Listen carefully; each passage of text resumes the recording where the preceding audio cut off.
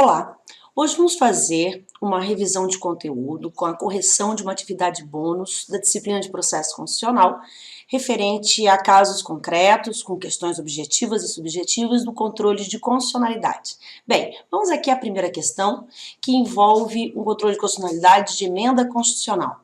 No início do ano eleitoral, o Congresso Nacional aprovou e promulgou uma emenda constitucional suprimindo a linha A no inciso 2 do parágrafo 1º do artigo 14 da Constituição e alterando o parágrafo 2º do mesmo dispositivo, que passaria a ter a seguinte redação: não podem alistar-se como eleitores os estrangeiros, os analfabetos e, durante o período do serviço militar obrigatório, os conscritos.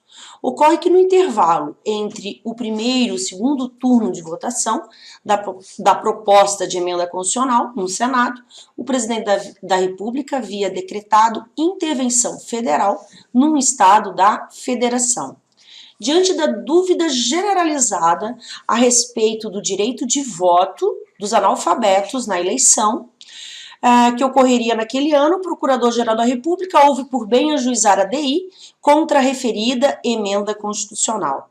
A respeito dessa questão, responda aos itens que se seguem, no caso, deixa eu só tentar dar uma mexida aqui, os itens que se seguem, empregando os argumentos jurídicos apropriados e a fundamentação legal pertinente ao caso. Vamos lá. Uma emenda constitucional pode ser objeto de tutela?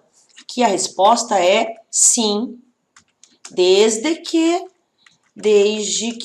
ofenda os limites, no caso, limites expressos e implícitos ao poder de reforma. E onde vocês encontram esses limites expressos e implícitos ao poder de reforma? No artigo 60 da Constituição da República Federativa do Brasil. Ele vai apresentar os limites expressos.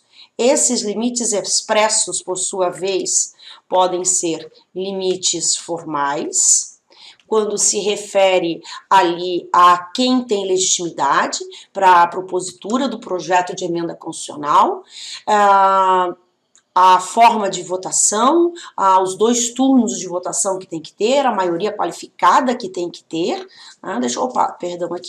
Deixa eu abrir aqui o artigo da Constituição, estou aqui com a Constituição do lado, vocês não estão vendo, mas eu abri aqui na tela do meu monitor. Aqui, ó, artigo 60, limites formais é 1/3 no mínimo dos membros da Câmara dos Deputados e Senado Federal, presidente da República, mais da metade das Assembleias Legislativas. E no caso ali, também o parágrafo 2º do artigo 60 também é considerado limites formais, que no caso a proposta será discutida e votada em cada casa do Congresso Nacional em 2 turnos, considerando-se aprovado, se obtiver em ambos 3/5 dos votos dos respectivos membros. Bem, e também no caso ali, a promulgação, que ela é feita pelas mesas da Câmara dos Deputados e do Senado Federal. Então, aprovação ali pela Câmara dos Deputados e Senado Federal, a promulgação e publicada com um número de ordem. Vejam bem, em emenda constitucional, o presidente da República não promulga, não sanciona, tá? Em termos de emenda constitucional. Isso os limites formais. Além dos limites formais, nós temos os limites circunstanciais.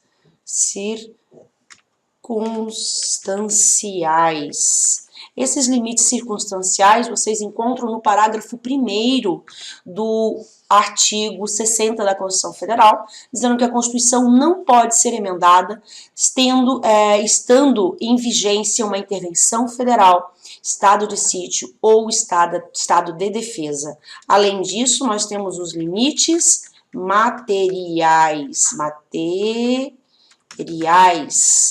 a reforma. Onde vocês encontram os limites materiais? No artigo 4º, que são as chamadas cláusulas pétreas.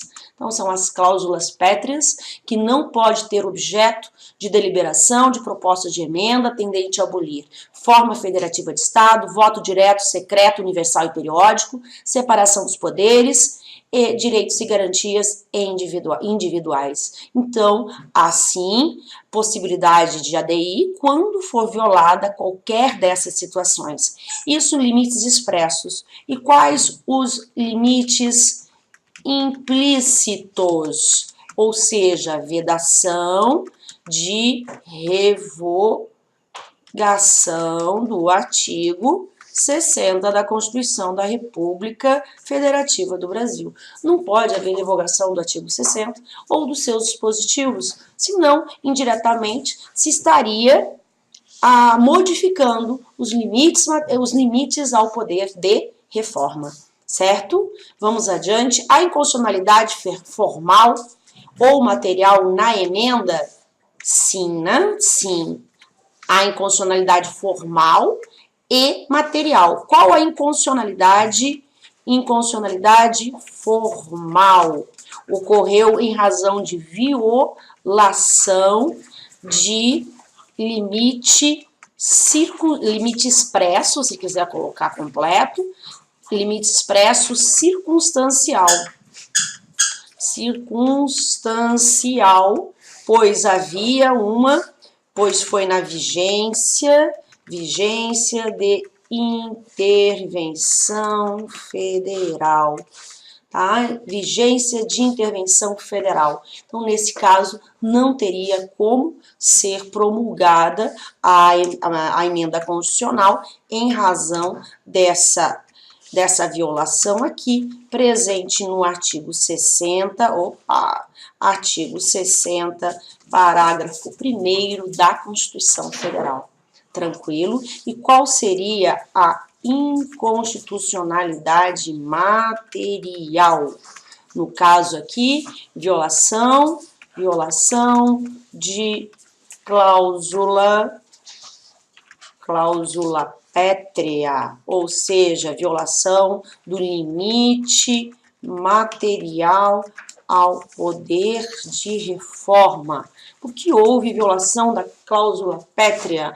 Porque estava mexendo na questão do voto, em razão do voto ser universal.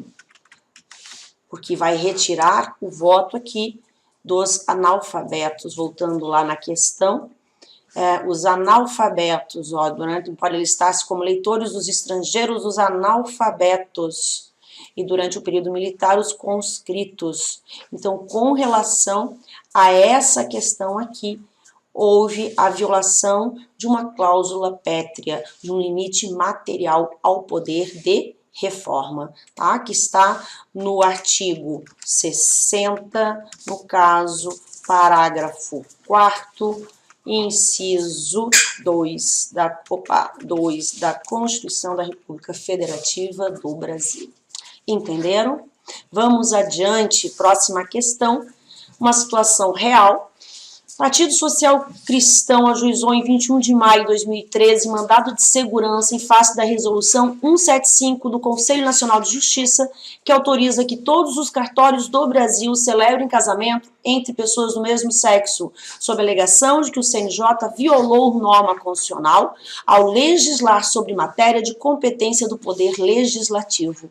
Ocorre que em 28 de maio de 2013, o ministro Luiz Fux indeferiu a inicial, extinguindo o processo sem resolução de mérito. Na ocasião, foi informado pelo ministro relator que nos autos da ADC número 12 já havia sido reconhecido o poder normativo do Conselho Nacional de Justiça. Bem, diante do indeferimento do mandado de segurança, o Partido Social Cristão ajuizou a ADI em 6 de junho de 2013, que foi distribuído ao ministro relator Gilmar Mendes, que a despachou a fim de adotar o rito do artigo 12 da Lei 9868, determinando a requisição de informações e tais. Vamos lá, resumindo aqui. Vamos lá. Primeira questão é, porque a primeira ação proposta, mandado de segurança, não era um instrumento hábil para se atacar a resolução 175 do CNJ. Por que que não era? Não era o instrumento adequado, por quê? Porque mandado de segurança não se presta para atacar lei em tese. Opa! Foi o teclado, não fui eu.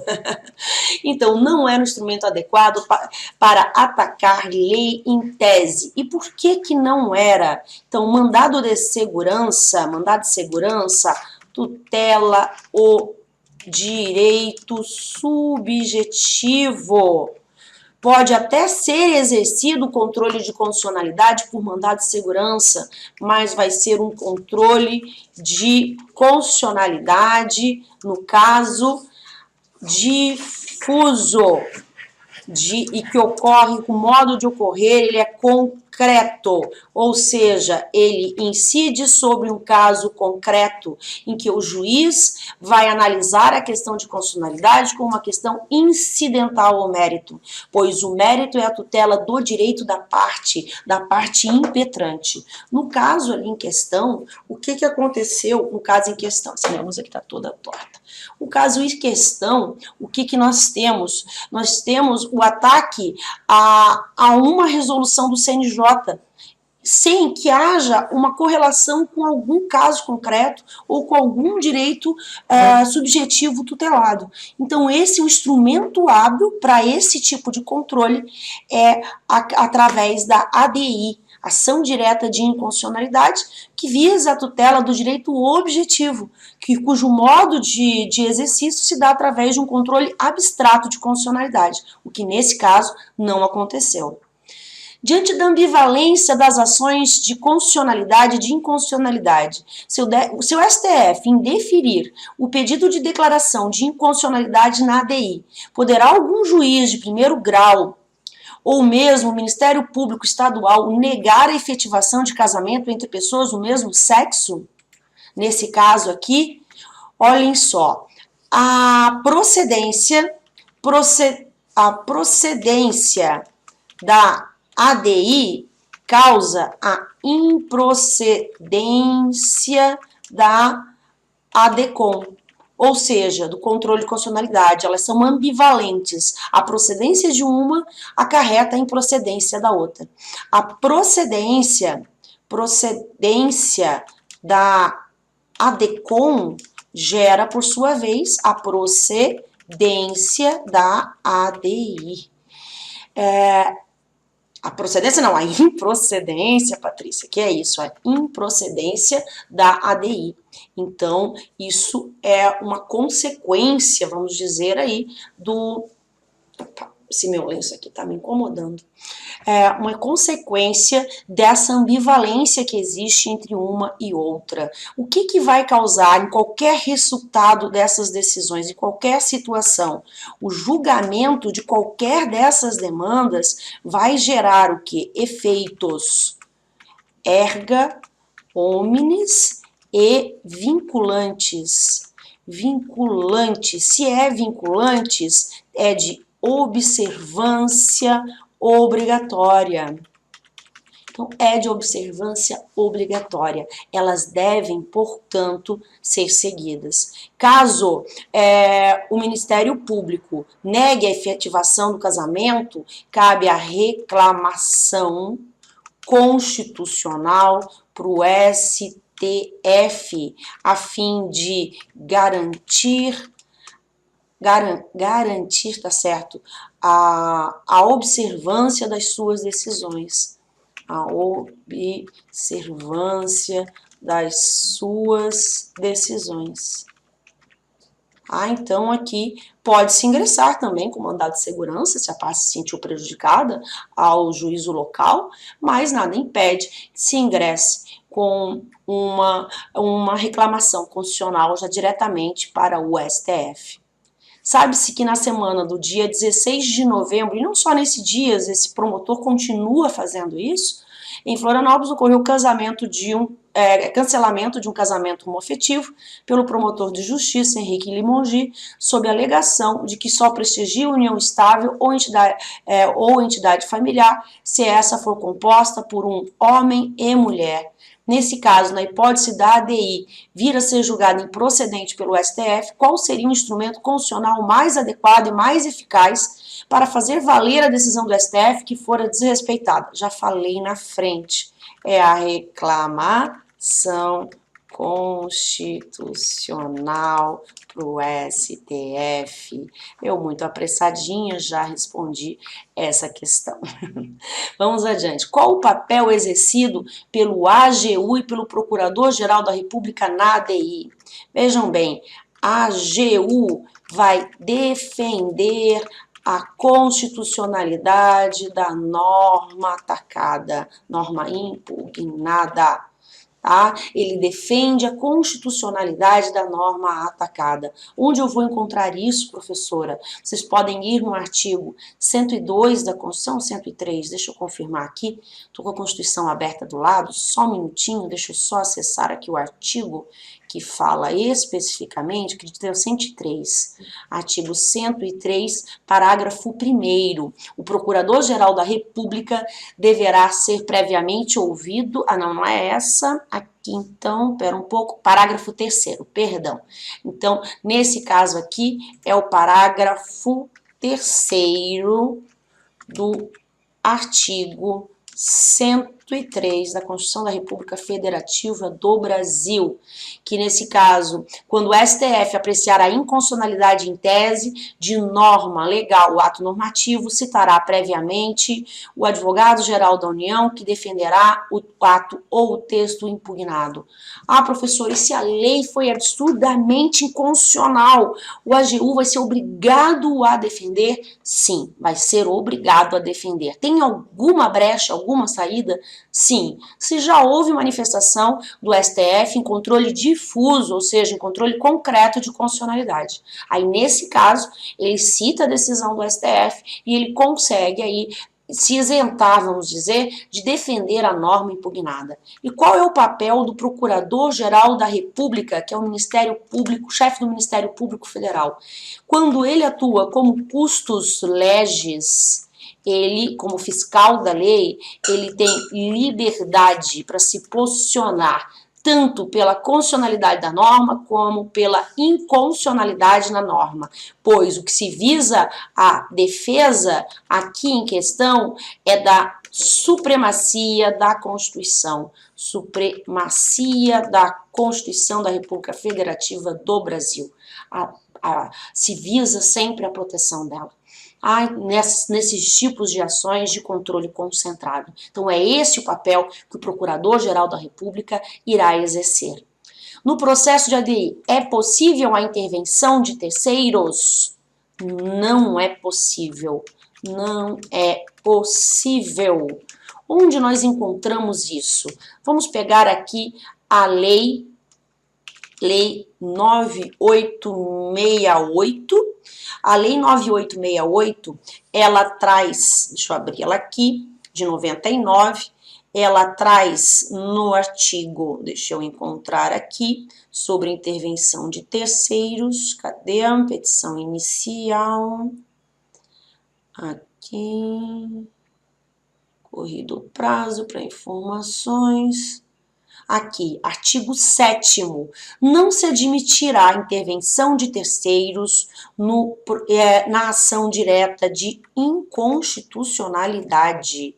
Então, aqui nós temos, portanto, que não é possível. Artigo 7º dessa lei diz que não se admitirá a intervenção de terceiros no processo de ação direta de inconstitucionalidade.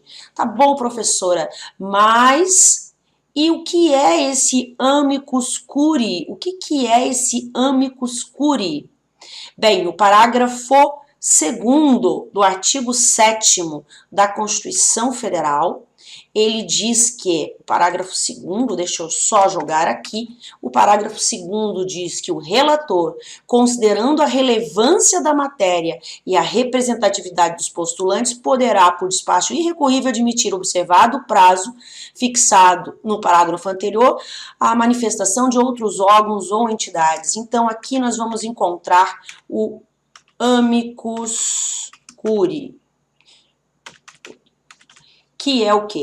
O amigo da corte são associações, entidades que têm uma representatividade econômica, social, política, dentro do contexto da sociedade, e eles vão participar como interessados nessas demandas. Então, seria uma exceção a essa vedação da intervenção de terceiros, o ingresso desses amicus curiae. Tranquilo? Vamos adiante. Próxima questão são questões objetivas. Vamos lá. Assinale a alternativa correta. Cabe controle de constitucionalidade difuso. Se é difuso, significa que qualquer juiz ou tribunal poderá conhecer desse controle. Então, é um controle de constitucionalidade repressivo, judicial, difuso.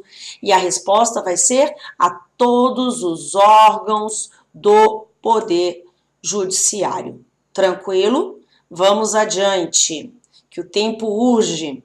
Assinale a alternativa correta. Um juiz de primeiro grau, ao declarar a inconstitucionalidade de lei em sentença.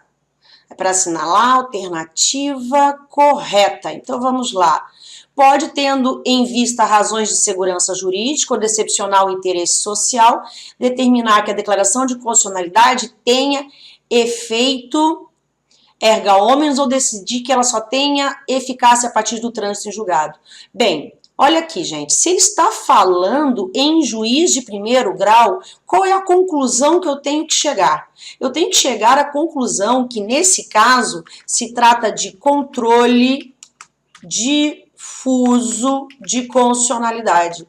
Se é um controle difuso de constitucionalidade, ele ocorre de modo concreto, tá? Modo concreto, então, vai incidir, vai ser feito por qualquer juiz ou tribunal, que numa situação em que há lide, há autoridade réu, há exercício de atividade jurisdicional típica do Estado, ou seja, o juiz aplica a lei ao caso concreto, solucionando a lide, trazendo a paz entre os litigantes, e nesse caso, portanto, tudo que envolve controle concentrado, abstrato de constitucionalidade vai estar incorreta. Então, essa aqui, já de cara, nós vamos demonstrar que ela está incorreta, porque está falando de controle concentrado. Realiza controle de constitucionalidade difuso, no qual o exame de compatibilidade de uma lei com a Constituição é incidental e relacionado a um determinado caso concreto. Perfeito! Essa é a resposta correta. No caso aqui, a letra B. Controle de constitucionalidade difuso. Vamos colocar aqui um verde. Deixa eu ver, esse verde aqui, para mostrar que essa é a correta. Todas as demais estão aqui incorretas, vamos ver. Deve demonstrar a repercussão geral das questões. Não, nesse caso não, porque é primeiro grau de jurisdição, isso aí teria que ser em segundo grau de jurisdição, no caso quando a questão chega em recurso extraordinário, que não é o caso. D. Deve submeter sua decisão ao duplo grau de jurisdição? Não tem remessa necessária nessa situação. A cláusula de reserva de plenário, disposta no artigo 97 da Constituição, somente vai se aplicar quando chegar a questão em grau recursal. Recurso voluntário das partes ou remessa, mas não é o caso em questão. Deve comunicar ao STF o teor da tua decisão? Não. Primeiro grau não tem nada disso. Tá? Então, a resposta aqui é a letra B. Vamos adiante. Quinta questão. Quinta questão diz o seguinte: de acordo com o texto da Constituição da República e a jurisprudência do STF, em matéria de controle de constitucionalidade, é correto afirmar. Não, que viola a cláusula de reserva de plenário a decisão de órgão fracionário de tribunal que, embora não declare expressamente a inconstitucionalidade de lei ou ato normativo, afasta sua incidência no todo ou em parte. Perfeito. Isso aqui é a disposição literal da súmula vinculante número 10, que interpreta o artigo 97 da Constituição da República Federativa do Brasil. Então, nesse caso, é essa alternativa correta. B, por que está errado? Porque a cláusula de reserva de plenário aplica-se sim a processos de competência da Justiça do Trabalho e Justiça Eleitoral. Aos magistrados dos juizados especiais é vedado o exercício do controle incidental? Não é permitido, tá? É permitido. Tá? O controle incidental, que é o controle difuso, que é o controle concreto de constitucionalidade, esse pode ser apreciado por qualquer juiz, em qualquer grau de jurisdição, certo? Então, não tem nenhuma vedação aos magistrados dos juizados especiais. Então, errada. As decisões definitivas de mérito proferidas pelo STF no controle concentrado de constitucionalidade produzem efeitos intrapartes. Não, controle concentrado de constitucionalidade é aquele que vai ser, que ocorre através da ADI, da ADCOM, da ADO, da DPF e que é exercido exclusivamente pelo STF, no caso de controle de constitucionalidade da Constituição Federal, e nesse caso vai ocorrer através do modo abstrato de controle de constitucionalidade, ou seja, que vai incidir sobre a lei em abstrato. Os efeitos são erga omnes e vinculantes para todo o poder judiciário e poder executivo, certo? Incorreta, portanto. Compete ao STF exercer apenas o controle difuso de constitucionalidade. Errado. Cabe ao STF exercer tanto o controle difuso como o controle concentrado de constitucionalidade. O difuso, quando ele aprecia mandado de segurança, mandado de injunção, recursos extraordinários, por exemplo, reclamação constitucional, exercício do controle difuso de constitucionalidade. Controle concentrado de constitucionalidade, repetindo, será ADI, ADCOM, ADO ou ADPF, certo? Vamos adiante, então. Próxima questão. É competente para suspender a execução de lei declarada inconstitucional pelo STF no controle difuso de constitucionalidade. No caso, quem vai suspender aqui a lei declarada inconstitucional pelo STF em controle difuso, ou seja, no controle concreto de constitucionalidade. Nós vamos ter aqui, deixa eu pegar aqui o artigo que fala para vocês, artigo 20, eu não sei se é o 20, deixa eu ver aqui, não é? Opa, passei aqui, eu estou na lei, é na Constituição Federal. Nós vamos entrar ali, nós vamos ver que quem é competente é o Senado Federal.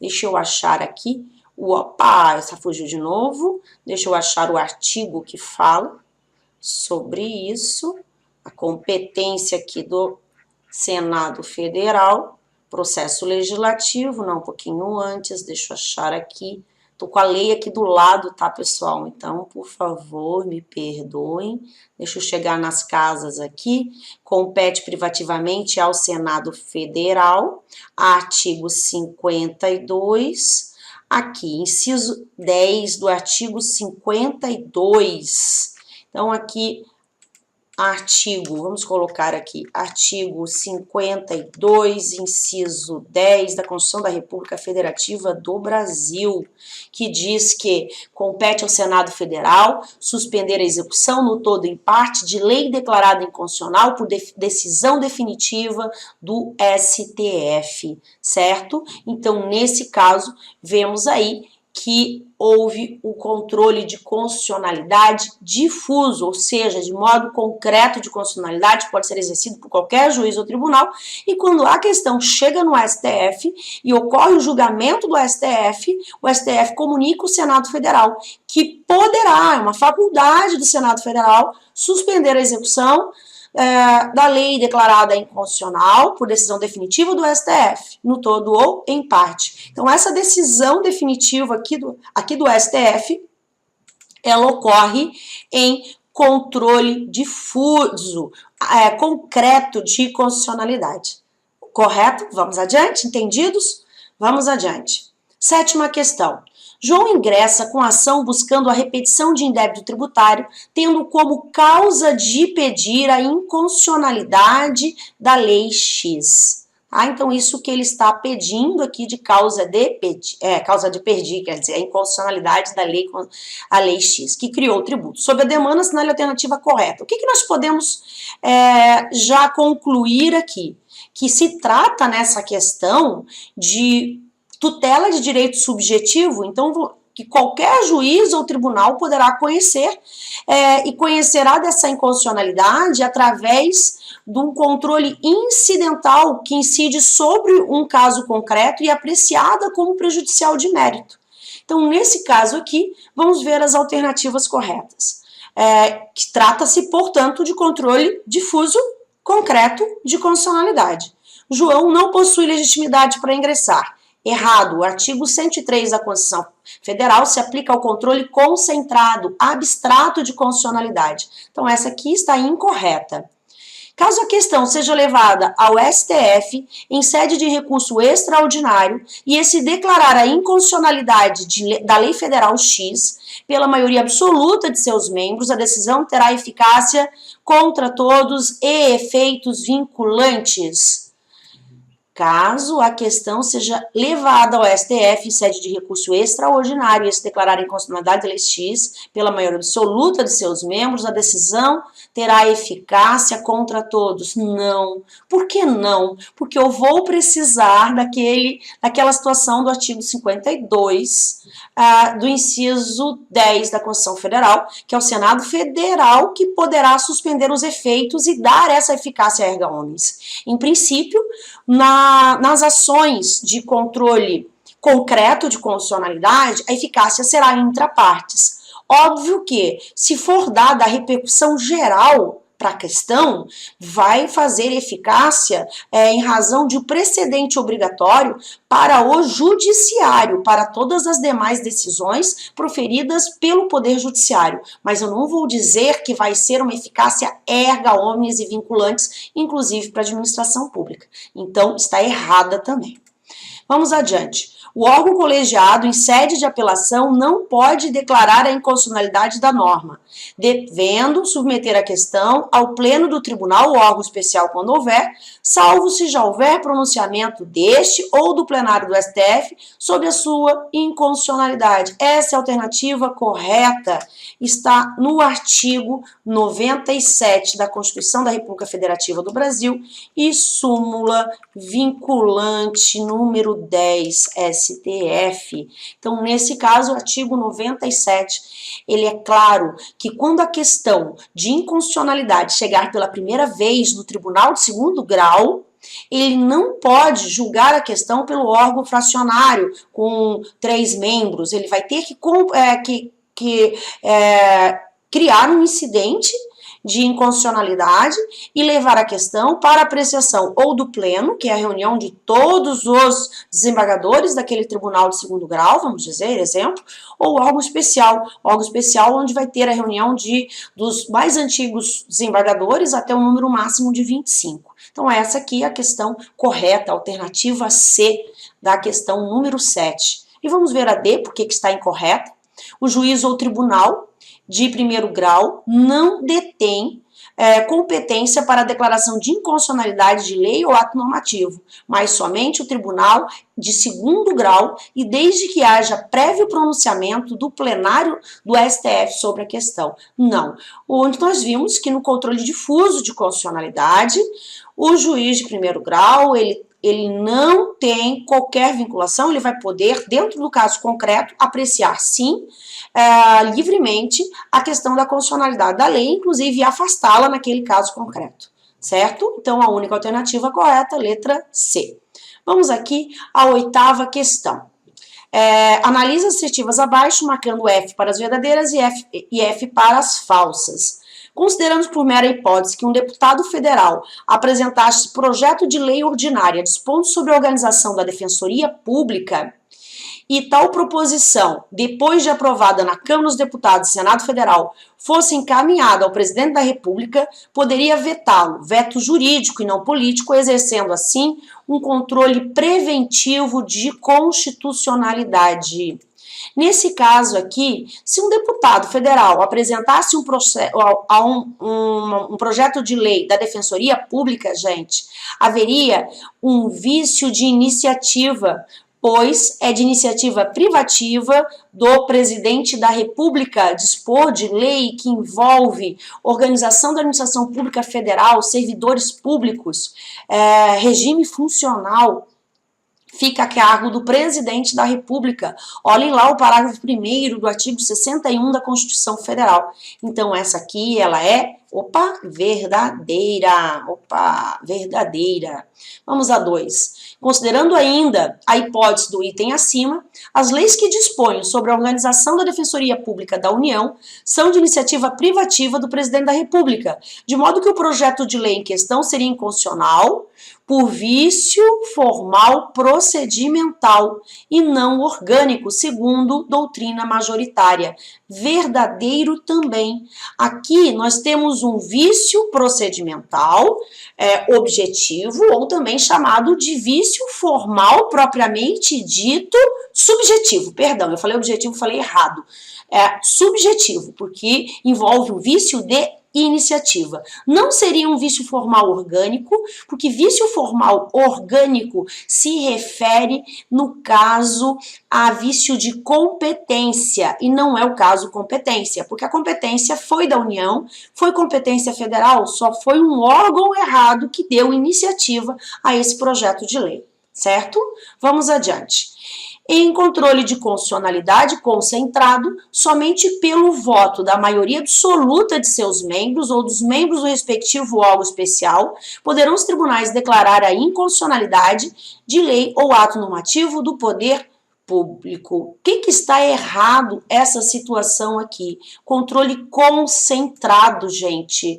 Nesse caso aqui, controle concentrado deixou a questão falsa, certo? Porque isso aqui é a reserva de plenário, a cláusula de reserva de plenário, previsto no artigo 97 da Constituição da República Federativa do Brasil. Eu não sei se é o corretor, acho que é o corretor, né? Artigo 97 da Constituição Federal, que se refere ao controle difuso e não concentrado de constitucionalidade. Então, essa está errada.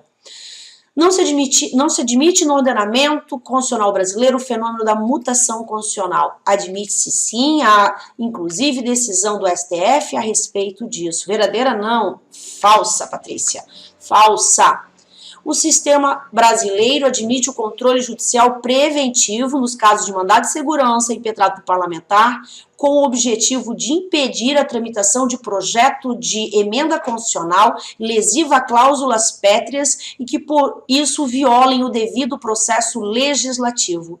Então, se houver alguma situação no sentido de abolição, tem que haver essa possibilidade, essa questão da abolição, aí sim vai ser considerado uma violação do devido processo legislativo, porque no parágrafo 4º fala-se que não poderá ser objeto de deliberação, mas tem que ser no sentido de abolição, certo? Porque aí o parágrafo 4º fala que não pode nem deliberar. Aí sim haveria violação do devido processo legislativo e nós estaríamos diante de um controle judicial preventivo repressivo de constitucionalidade, tá? Então, ela é verdadeira. Vamos adiante. Nona questão. Em relação ao controle de constitucionalidade, é correto afirmar a sistemática fixada na Constituição Federal de 88 estabelece o controle preventivo e também o controle repressivo de inconstitucionalidade, de constitucionalidade. Certa, a sistemática fixada, nós vamos ter o controle preventivo, que vai se dar regra geral por ser um controle político, que ocorre pelo Legislativo e pelo Executivo, Legislativo através das comissões de Constituição e Justiça, e através do plenário também na votação do projeto de lei, e o executivo através do veto jurídico. Então, e controle repressivo que se dá a cargo, regra geral, pelo controle judicial de constitucionalidade, ou seja, pelo poder judiciário que ocorre após a criação da norma. E o controle preventivo ocorre durante a criação da norma, antes da sua publicação, então, no Diário Oficial. No ordenamento constitucional, o nosso ordenamento constitucional prevê apenas controle concentrado? Errado. Então, a correta já é aqui a letra A. Cabe exclusivamente o poder judiciário o controle preventivo? Errada. Nós vimos que o controle preventivo, de regra, é exercido pelo controle político, ou seja, legislativo e executivo. O controle repressivo de constitucionalidade cabe exclusivamente ao poder, não, né? Poder judiciário. Ô, Patrícia. Então, está aqui incorreta também. Tá? Então, a única correta é a letra A. Vamos lá. 10ª questão. Em ação civil pública, gente, você tem que pensar de cara. Se houve alguma questão de declaração de inconstitucionalidade ocorrendo para defender um direito subjetivo, eu vou estar diante de um controle repressivo, judicial de constitucionalidade difuso, concreto, que vai incidir sobre um caso concreto, tá? Então, sobre isso nós vamos ver se é um controle concreto, se é um controle difuso de constitucionalidade, vai haver lide, vai haver autor e réu, a atividade jurisdicional típica do Estado. Então, vamos lá. Deve o juiz rejeitar a referida ação por ser questão de competência exclusiva? Errada.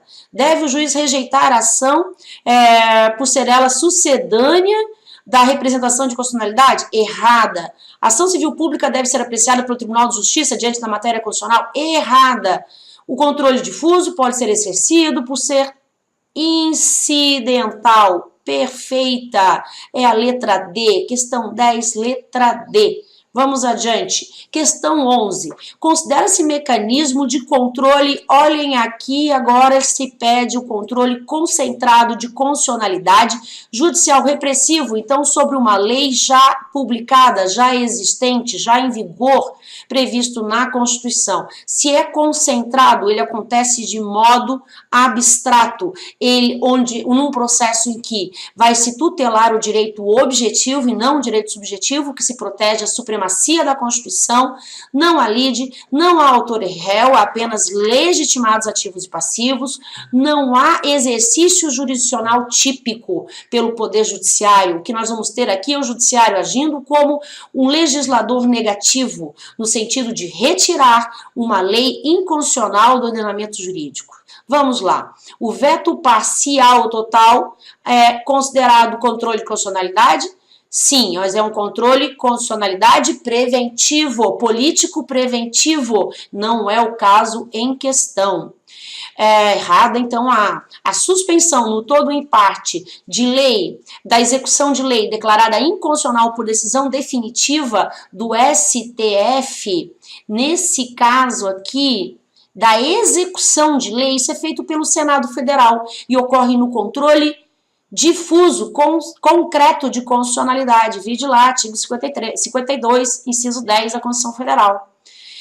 Mandado de injunção, controle concreto de constitucionalidade também, controle difuso, bem defender o direito subjetivo. No caso, eu quero saber controle concentrado. Não é o caso, errado. A concessão de mandado de segurança, controle concreto, difuso, defende, tutela o direito subjetivo. Errado. Então, ação direta de inconstitucionalidade de lei ou de ato normativo federal ou estadual de competência originária do STF. A alternativa correta é a letra E. Vamos adiante. Questão 12. Considere que a Constituição Federal, em relação a determinada matéria, tenha passado a exigir regulamentação por lei complementar, ao passo que a Constituição anterior previa que a mesma matéria fosse disciplinada por lei ordinária, que fora editada e encontrava-se vigente e eficaz ao tempo da promulgação da nova Constituição, tendo por base o fenômeno da recepção ou não recepção das normas anteriores à Constituição. Assinale a única alternativa correta. Na hipótese proposta, não há possibilidade de recepção formal da lei ordinária, porque o quórum qualificado da lei complementar é maior. Errada, porque para fins de recepção não importa a recepção formal, apenas a de caráter material, conteúdo substancial da norma compatível com a nova Constituição, e não o seu aspecto formal, pois ela é recepcionada com o status da forma exigida pela Constituição vigente. Letra B. Em hipótese diversa, a Constituição anterior, requerendo lei complementar e a atual exigindo lei ordinária, poderia ser recepcionada a legislação pré-existente, mas as alterações deveriam ser procedidas por meio de lei complementar. Não, se a atual lei exige lei ordinária, as alterações têm que ser por lei ordinária. Ele é recepcionado e assume o status da forma exigida pela Constituição atual. E no caso, nesse exemplo aqui, seria a lei ordinária. C. Um ato normativo anterior à Constituição em vigor e com ela compatível materialmente, mas que não se reveste da forma legislativa prevista nessa mesma Constituição, é tida como revogado. Repetindo a mesma questão, forma legislativa não importa. O que informa é o conteúdo material da norma. Errado. Letra D. A superveniência de uma nova Constituição que tenha matéria, que tenha norma materialmente incompatível com o direito ordinário anterior, opera não recepção deste. Perfeito. Essa aqui é a alternativa correta. Alternativa D, então, questão 12. Uma norma anterior à Constituição deve ser considerada como recepcionada pela nova Constituição, desde que se mostre com ela compatível, tanto no aspecto formal como no aspecto material. Errado, no aspecto formal não importa, somente vai nos interessar o aspecto material da norma que seja compatível com a nova Constituição Federal. Vamos adiante, questão 13. No caso, envolve ali emenda do STF, Ministério Público, Ação Civil ex delito, Código de Processo Penal, artigo 68, norma ainda constitucional, estágio intermediário de caráter transitório entre a situação de constitucionalidade e o estado de inconstitucionalidade. A questão das situações constitucionais imperfeitas, subsistência no Estado de São Paulo do artigo 68 do CPP, até que seja instituída e regularmente organizada a Defensoria Pública Local, precedentes. Com base nessa emenda, assinale a alternativa incorreta. Inconstitucionalidade progressiva ocorre quando uma norma que nasce constitucional, mas que por um processo de mutação constitucional se torna inconstitucional. Correta, a questão que era incorreta. Então, não é essa a para se marcar. Artigo 68 do CPP é ainda constitucional, pois nem todos os estados têm defensoria instalada e efetivamente atuante. Realmente, com esse aspecto, efetivamente atuante ainda não tem, então está correta. Pode-se afirmar que mutação constitucional é sinônimo de inconstitucionalidade progressiva. Errada. Por que é errada essa questão? Porque não é sinônimo, porque a mutação é simplesmente uma alteração fática de paradigmas sociais, econômicos, estruturais, que mudam a visão sem uma alteração física, jurídica do texto da lei. Apenas se muda a forma de se ver a interpretação constitucional sobre aquela norma. Isso sim é a mutação, que pode ser tanto no sentido da constitucionalidade como no sentido da inconstitucionalidade. Por isso, não pode ser visto como um sinônimo de inconstitucionalidade progressiva. Vamos adiante. 14. Questão 14, analise as questões marcando F para as verdadeiras e F para as falsas. Considerando por mera hipótese que um deputado federal apresentasse projeto de lei, esse nós já respondemos, tá? Na questão anterior, acabou ficando aqui. Nesse caso, vamos ver aqui, a preço e constitucional, por exemplo, poderia vetá-lo, exercendo controle preventivo. Deixa eu só colocar aqui, é verdadeiro. Considerando ainda sobre a organização da Defensoria Pública, iniciativa do Presidente da República, seria um inconstitucional por vício procedimental e não orgânico. Vimos também, né?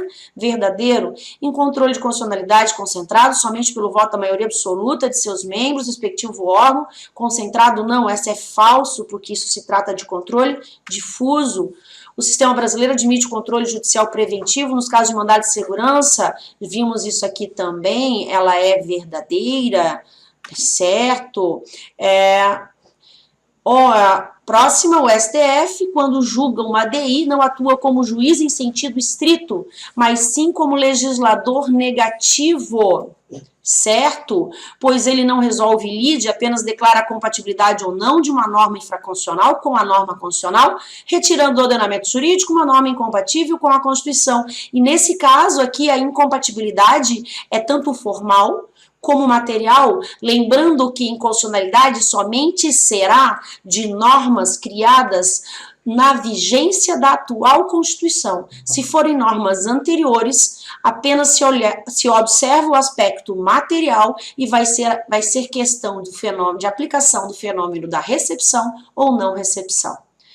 J. No controle concentrado de constitucionalidade, não há autor e réu, fala-se tão somente legitimados ativos e passivos. Os legitimados ativos estão taxativamente elencados na Constituição Federal. Ressalte que o STF fez uma divisão entre os legitimados ativos em universais e não universais. No caso, os primeiros, os universais, devem provar pertinência temática. Errado. Os universais não precisam provar a pertinência temática, enquanto que os não universais precisam provar a pertinência temática. O que é essa pertinência temática? É uma relação de compatibilidade entre a norma impugnada e as finalidades institucionais do legitimado, ou seja, ele tem que comprovar o interesse de agir nesse caso. Tá?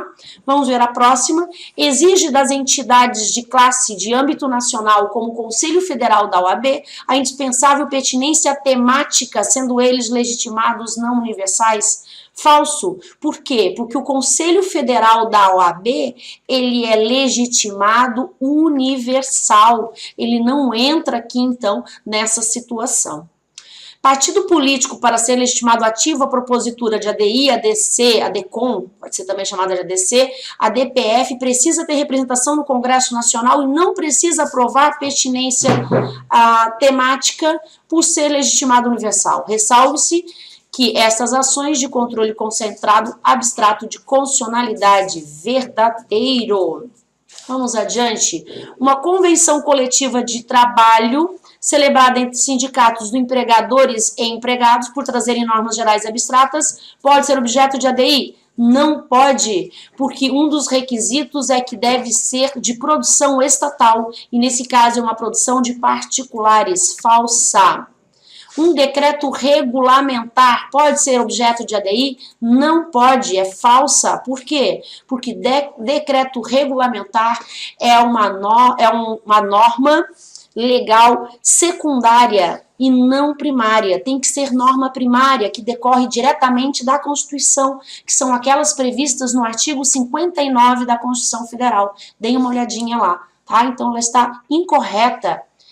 Próxima, uma lei de efeitos concretos pode ser, por ser ato estatal e primário, pode ser objeto de ADI? Incorreta, porque a lei tem que ser geral e abstrata. Lei de efeitos concretos não pode ser objeto de ADI. Lei de efeitos concretos é aquela que já identifica a pessoa ou a coisa que está sendo, e na verdade ela não chega a ser uma lei só na forma, porque no conteúdo ela é um mero ato administrativo. Por exemplo, uma lei que desapropria um imóvel tal pertencente a fulano de tal. Essa lei é feito concreto, ela não é geral e abstrata. Então, nesse caso aqui, ela é falsa. uma emenda constitucional, por ser fruto do trabalho do poder constituinte derivado, sujeita-se a controle de constitucionalidade via ADI, caso ocorra violação aos limites ao poder de reforma. Ou seja, no caso de inobservância dos limites expressos materiais, formais e circunstanciais, além dos limites implícitos. Verdadeira. Então, porque é fruto do poder constituinte derivado, ela sofre, sim, os limites ao poder de reforma. Medida provisória, dada o seu caráter de precariedade, não pode ser objeto de controle concentrado de constitucionalidade via ADI. Falso, ela pode sim, ela é uma norma estatal, normativa, ou seja, geral e abstrata e primária. Então, ela está, sim, dentro do controle de constitucionalidade. Os decretos legislativos e as resoluções emanadas pelo Congresso Nacional e suas casas legislativas também podem ser objeto de ADI quando se mostrem compatíveis com a Constituição Federal. Verdadeira, os decretos legislativos, eles estão lá previstos no artigo 59. São fontes de produção estatal, normativa, ou seja, gerais, abstratas e primárias, estão lá no artigo 51, decorrem diretamente da Constituição Federal. Diante de seu caráter vinculante geral abstrato, a súmula vinculante pode ser atacada via controle concentrado de constitucionalidade. Falsa. Por que é falsa? Porque a súmula vinculante tem uma forma específica de ser atacada de acordo com o artigo 103A da Constituição Federal. Deixa eu encontrá-la aqui. 103A da Constituição Federal, parágrafo, deixa eu encontrar aqui, parágrafo 103A, parágrafo 1º, a súmula que tenha por objeto a validade, a interpretação e a eficácia de normas determinadas acerca de tais controvérsias, tais e tais e tais. Opa, não. Deixa eu ver. Aqui, é o parágrafo 2º, perdão. Parágrafo 2º do artigo 103A. Sem prejuízo do que vier a ser estabelecido em lei, a aprovação, revisão ou cancelamento de súmula poderá ser provocada por aqueles que podem propor ação direta de inconstitucionalidade. Então, o artigo 103A, parágrafo 2º, ele tem um regramento próprio, não vai ser usado através de ADI, portanto, é falso. Resolução do CNJ para o STF, trata-se de ato administrativo normativo, com natureza de decreto autônomo e, portanto, passível de controle de constitucionalidade. Verdadeiro. Diante das normas anteriores à Constituição, não é possível o manejo de ADI ou ADC ou ADCOM, mas é possível de ADPF. Sim, a ADPF foi um instrumento utilizado também de controle concentrado, que pode ser utilizado para atacar normas anteriores à Constituição, inclusive normas municipais. No Brasil coexistem os controles concreto e abstrato de constitucionalidade, e ação direta de inconstitucionalidade, ação declaratória de constitucionalidade, ação direta de inconstitucionalidade por omissão e a arguição de descumprimento de preceito fundamental são espécies de controle concentrado abstrato de constitucionalidade.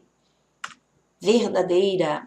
A suspensão da eficácia de lei editada pelo governo do Distrito Federal no âmbito da sua competência estadual que afronte determinado dispositivo da Constituição poderá ser pleiteada mediante ADI perante o STF, ou seja, dentro da sua competência estadual.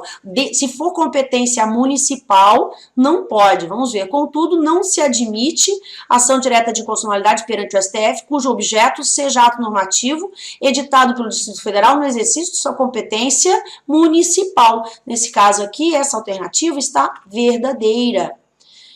E última aqui, prefeito municipal é parte legítima para ingressar com arguição de descumprimento de preceito fundamental perante o STF, a fim de atacar lei municipal incompatível com a Constituição. Falsa, porque para isso nós temos os legitimados do artigo 103 da Constituição da República Federativa do Brasil, na qual o prefeito não foi contemplado, além de não poder ser objeto à lei municipal. Tudo bem, arguição sim, com arguição sim, eu pensei em ADI, perdão pessoal, a arguição pode ser, mas vai ter que ser pelos legitimados do artigo 103 e não por prefeito municipal, que ele não é legitimado. E aqui nós finalizamos, portanto, essas questões de revisão para a prova da disciplina de processo constitucional com relação ao controle de constitucionalidade. Espero que esse vídeo tenha esclarecido dúvidas, tenha ajudado aí a reforçar o conteúdo trabalhado em sala. Desejo a todos vocês bons estudos e até a próxima aula nossa, tá? Um grande abraço, obrigada.